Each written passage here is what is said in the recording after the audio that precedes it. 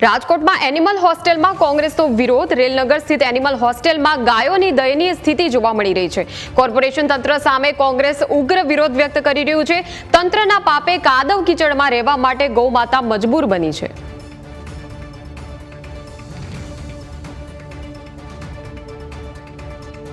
તો આજ મુદ્દે રાજકોટથી સંવાદદાતા ઋષિ લાઈવ જોડાયા છે. ઋષિ, ગૌમાતાની સ્થિતિ અત્યંત દયનીય બની છે. જે પ્રકારની સ્થિતિ કાદવ કીચડમાં રહેવા માટે મજબૂર બની છે, શું તંત્ર દ્વારા કેવા પ્રકારની આ બેદરકારી છે? તંત્રના પાપે દરરોજ 1 થી 2 ગાયોના મૃત્યુ થાય છે. હું તમને રેલનગર સ્થિત આ જે એનિમલ હોસ્ટેલ છે એના દ્રશ્ય બતાવવા માંગીશ. એક ગાય દીઠ 1200 રૂપિયા તો તંત્ર વસૂલે છે, પરંતુ હાલ અત્યારે ગાયમાં રોગ ફેલાયો છે અને જે રોગને કારણે અનેક ગાયોના મોત થવાની પણ શક્યતા છે. પરંતુ કોર્પોરેશન તંત્રના બહેરા કાને કોઈ જ અવાજ સંભળાતો નથી.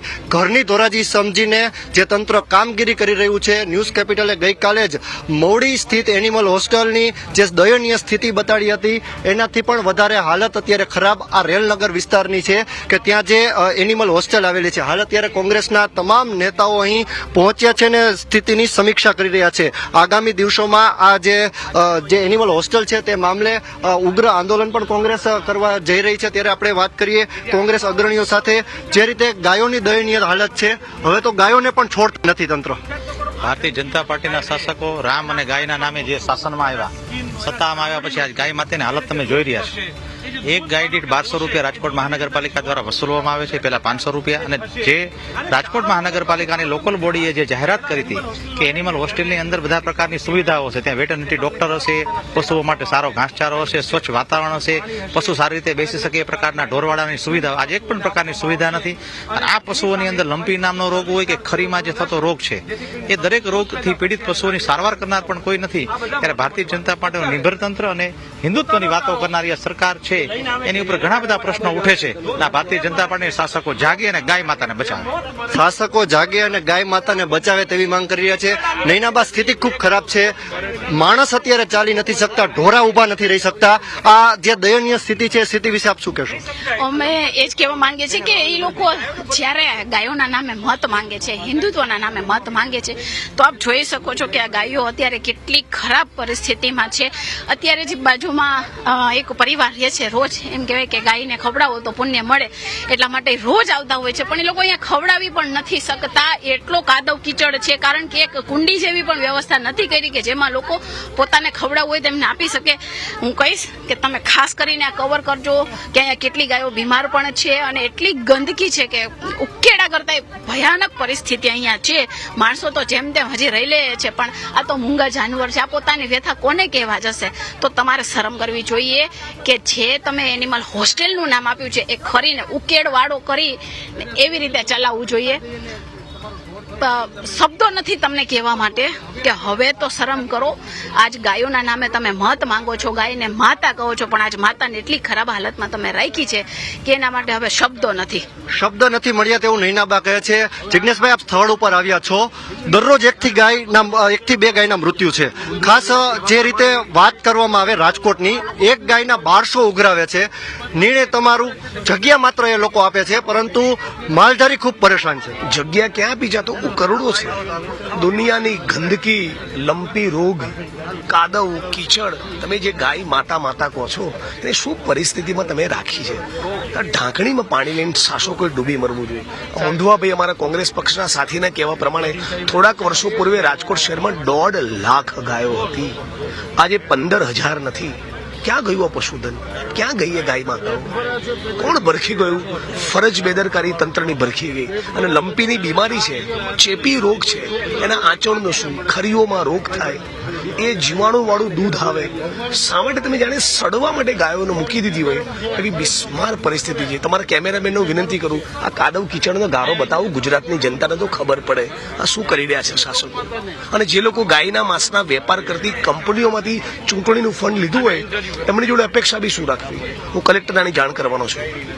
જિગ્નેશભાઈ, જે રીતે વાત કરવામાં આવે, સ્થાનિક તંત્રને ખ્યાલ જ છે. મેયરે પણ આ બાબતે મીડિયાને ઇન્ટરવ્યુ આપ્યું છે. એ પોતે મીડિયાને પૂછે છે કે મારી ગાડી અંદર જશે કે નહીં.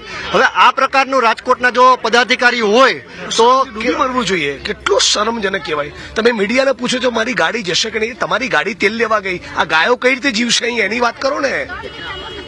આ બીમારી રોગચાળો ફાટેલો છે, કાદવ કીચડ નકરું ઉકરડો બનાવીને તમે ગાયોને રાખો છો અને પછી આખા દેશમાં ગાય માતાના નામે પોલિટિક્સ કરો. શરમ આવી જોઈએ ભાજપના આરએસએસ ના લોકોને. ભાઈ, દરરોજ બે ગાયના મૃત્યુ. રાજકોટ અને સૌરાષ્ટ્રનું આરએસએસ ક્યાં છે? સૌથી પહેલા તો આ જે ગાયો છે એ લગભગ ગોઠણ કીચડમાં છે. હું ખેડૂત છું, મારે ઘરે એ ગાયો છે. આ જે ગાય છે એની ખરીઓમાં સૌથી પહેલા રોગની શરૂઆત થાય.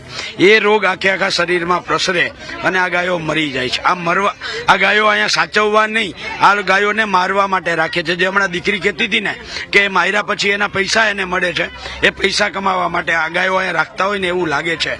જે સરકાર ગાયના નામે સરકાર બને છે એ ગાયોને અહીંયા મરતા મૂકી દે છે અને કોઈ કરતા કોઈ ધ્યાન દેતું નથી. અને સૌથી દુઃખની વાત એ છે કે જે માલધારીઓ છે એ પોતાને ત્યાં માલ રાખે છે તો રાખવા નથી દેતા. એક બાજુ સરકાર એમ કહે છે કે દરેક વ્યક્તિએ પોતાના ઘરે એક ગાય રાખવી જોઈએ, તો આ માલધારીઓ એકની જગ્યાએ 10 ગાય રાખે છે તો તમને પેટમાં શું દુખે છે? એમને રાખવા દો ને ભાઈ. તો અહીંયા તમે સાચવી નથી શકતા તો એને તો રાખવા દો. સવારના પોરમાં ગાયને દાન કરવું સૌથી મોટો ધર્મ છે. આ મારી દીકરી એની પોતાની ગાયને સવારે સ્કૂલે જતા પહેલા રોજ ખવડાવવા આવે છે. અહીંયા એ ખવડાવે કેવી રીતે? આ પરિસ્થિતિમાં ત્યાં જાય કેવી રીતે? એ દીકરી એવું કહ્યું કે 3 દિવસથી હું રોજ આવું છું.